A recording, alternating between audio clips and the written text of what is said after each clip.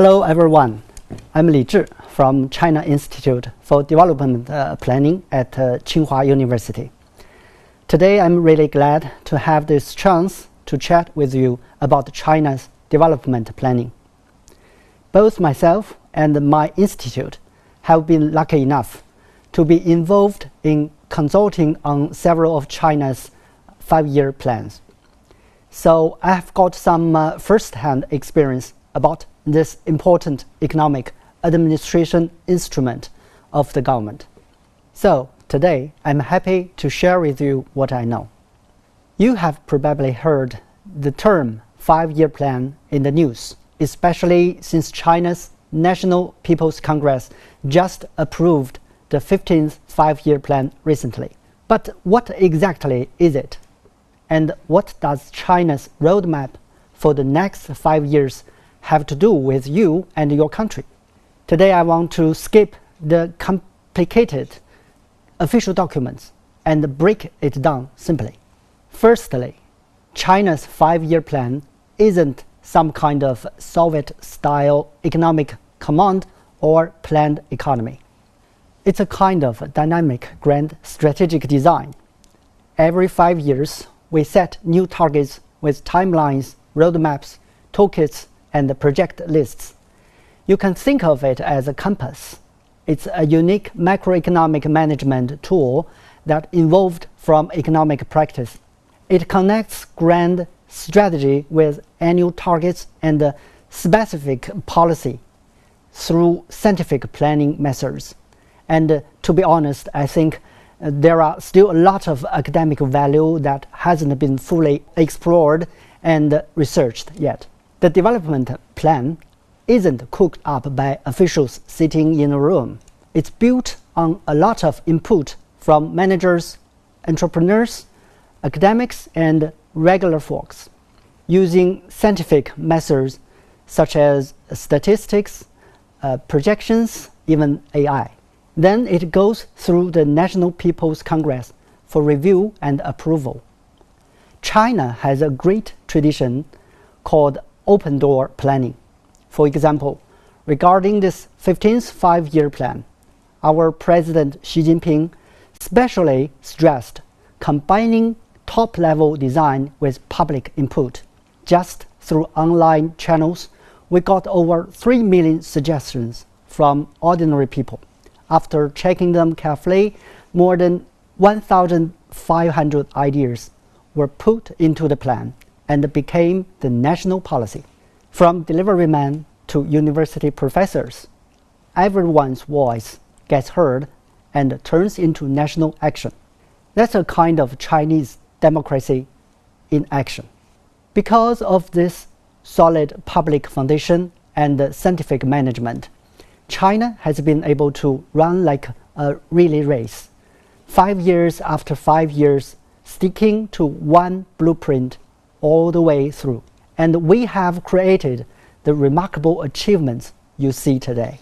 So, in 2026, what will be different about the next 5 years? We can say the world today isn't exactly stable, and the international landscape has shifted dramatically. China has reached a critical crossroads. We need to shift our economy from big to strong, while facing a very complex environment.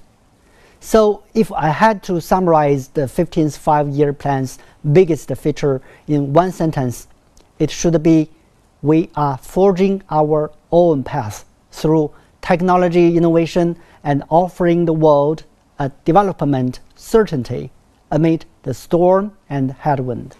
If the past 14th plan was about sowing seeds and taking root in areas like innovation, digital economy, and green ecology, then the next 15th plan is about blooming and bearing fruit. We are not going to keep following. We are trying to lead in more fields. The goal is clear. By 2030, we will take a huge step in economic strength, technological capability, and comprehensive national power. This isn't just China's goal. it will also benefit the global economy. Now let me spend some time on the most exciting parts of this blueprint, how we are going to build a brand new and stronger China. Hereby, I have some stories to share with you. The first one is about technology. You know, the Spring Festival is China's most important holiday. This year, at the gala celebration, martial arts performing robots were very popular on global social media. Many foreign friends were amazed by China's technology development. However, what they may not know is that China's development plans provide rich scenarios for such kind of technology advancement. It helps to turn some cutting-edge concepts into real products and drive more innovation. That's the policy foundation for China's so-called new quality productive forces. In the next 15th five-year plan, we will put the modern industrial system into a very important position. That means we are trying to hatch some kind of game-changing economic development patterns. Except the amazing robots, we will get the air taxis, which is also known as the low-altitude economy. And also we will have the brain-computer interfaces that can read neural signals. And we will use solar and wind power to turn the deserts into energy oceans. All these new technologies will help to make our life better. For example, let's think about the self-driving vehicles. Today, in Beijing, Shanghai, and Shenzhen streets, they are already not rare. In the next 5 years, you will see more cars without steering wheels, and you might get used to hopping into a taxi with no driver. These changes will be backed by many high-end technologies such as AI, advanced manufacturing, and big data. Our government encourage such kind of innovation by policy planning and strategic support. So by 2030, it's estimated that the AI-related industries will grow up to over $1.4 trillion. That will be a magnificent opportunity. My second story is about a greener China. Everyone knows China committed to carbon peaking and carbon neutral goals.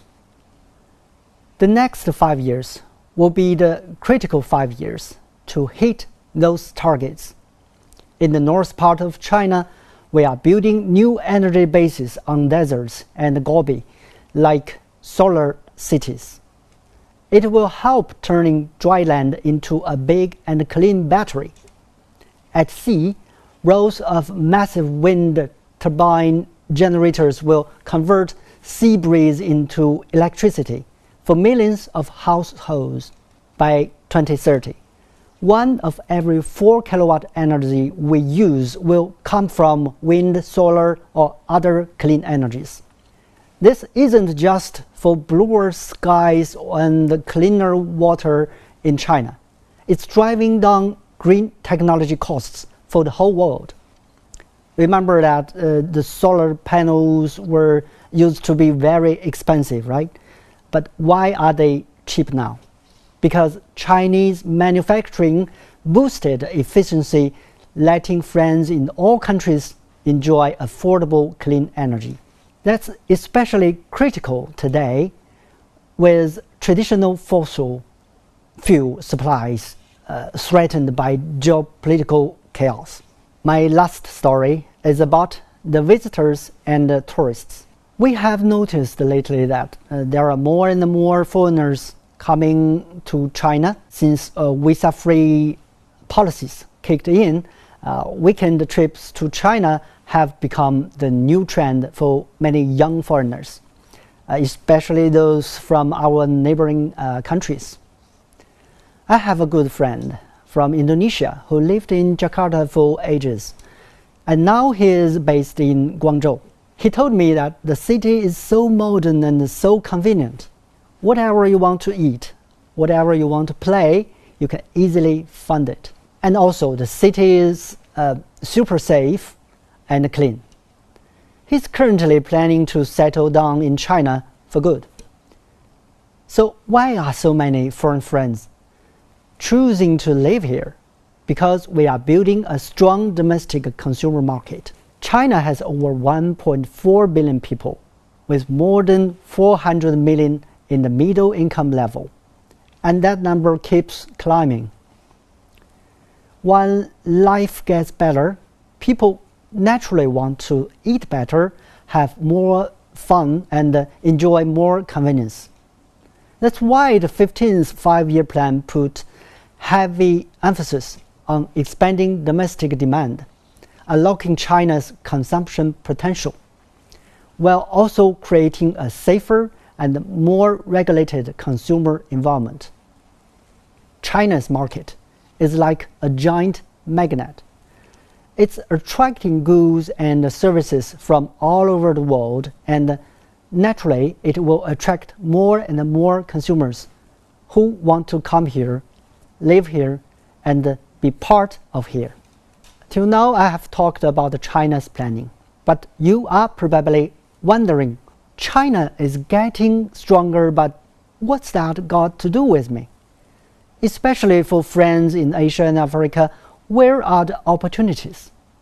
Let me tell you, it will be a huge opportunity. The 15th five-year plan has a whole chapter on expanding high standard opening up. China's opening isn't a solo. It's a chorus with the world. The first opportunity is that building a modern industrial system doesn't mean building all industries for ourselves and by ourselves. We want to upgrade together with regional partners. So think about our law friends. In recent years, through the China Laws Railway, they have shipped many minerals and agricultural products to China, hugely boosting their local economy. In the next 5 years, this kind of cooperation will go deeper, and we are developing a robotic industry. While Vietnam and Thailand have a strong advantage in electronic manufacturing and auto assembly. So China's automation equipment and industrial robots can reach these countries with affordable and efficient, and it will help them to smarten up their factories. That's a kind of mutual progress. Another example is China and South Korea both face a common social challenge, aging populations, what we call the old problem. We need to care for our elderly seniors with more affordable and smarter method. There is big room for China and Korea to cooperate here. China's robotic technology and South Korea's smart elderly care systems can combine together to develop robots that chat with seniors and deliver medicines and monitor health conditions. That will be a kind of trillion-dollar market solutions. The second opportunity I can think about is the so-called upgraded high-quality Belt and Road Initiative. During the 15th five-year plan period, Belt and Road cooperation will get higher quality. In Africa, in Southeast Asia, we are not just building roads and bridges anymore. We are bringing China's green development experience. For example, in Egypt, for the major projects we are building are not just engineering. We will export advancing technology and higher standard. China's experience of building solar plants in deserts and Gobi can absolutely help Egypt develop its vast deserts into powering factories with clean energy. The wind projects we are helping Kenya to build are giving local cheaper and more stable green electricity. That's turning China's green technology into green opportunities for every country. Opportunity 3, I think, will be on the dinner tables. I mentioned China's strong domestic market. The door of market is opening wider and wider. In the next 5 years, China will implement zero tariff treatment for more developing countries across the world. What does that mean? It means that the Thai durians, Vietnam basa fish, and Kenyan avocados and Ethiopia coffee and some agricultural products from Nepal and Pakistan will go into China's market at lower cost and more competitive. Chinese consumers are willing to pay for high quality agricultural products. So in the next 5 years, we will see more and more agricultural products from Asia and Africa crossing oceans to appear on Chinese family dinner tables. For farmers and exporters in Asia and Africa, that will be real cash. Dear friends, China's 5-year plan isn't just a blueprint for Chinese people's better lives. It's an invitation letter to the world. It announces China's promise of openness, inviting partners from Asia, Africa, Latin America, and globally to get into the fast-going train of China's development and share the opportunity with Chinese people together. Thank you.